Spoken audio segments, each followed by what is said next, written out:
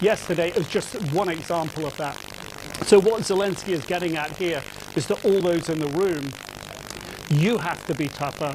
We as international countries have to in the way that we enforce or are able to enforce international laws, and that's through those strong international institutions. Excuse me. But I do think it was a very clear message that even with strong friends, unless they let those weapons get to you, you cannot be effective. You don't have security. And I do think that was to President Trump. Yeah, and reminding those who were listening at the UN that as expensive as those weapons are, as he said, it is still cheaper than allowing this war to continue at the rate that it is. Nick Robertson, thank you. Thank you.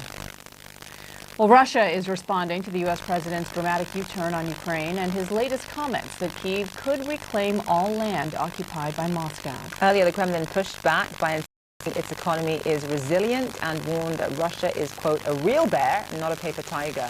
In a lengthy social media post on Tuesday, Donald Trump called Moscow a paper tiger, weakened by war and with fuel supplies. U.S. Secretary of State Marco Rubio, meanwhile, is set to meet with Russian Foreign Minister Sergei Lavrov in New York in the next hour.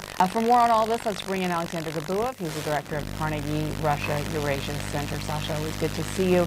So I'm just wondering how you interpreted this head-turning note and message from President Trump, who, even before he came back into office, had always said that Ukraine will inevitably have to cede territory. By the way, Democrats that have been supporting Ukraine as well acknowledged as much, now saying that he effectively believes with continued support from Europe that can maintain control and regain all of the territory lost. How are you interpreting that, and how do you think the Kremlin's interpreting that?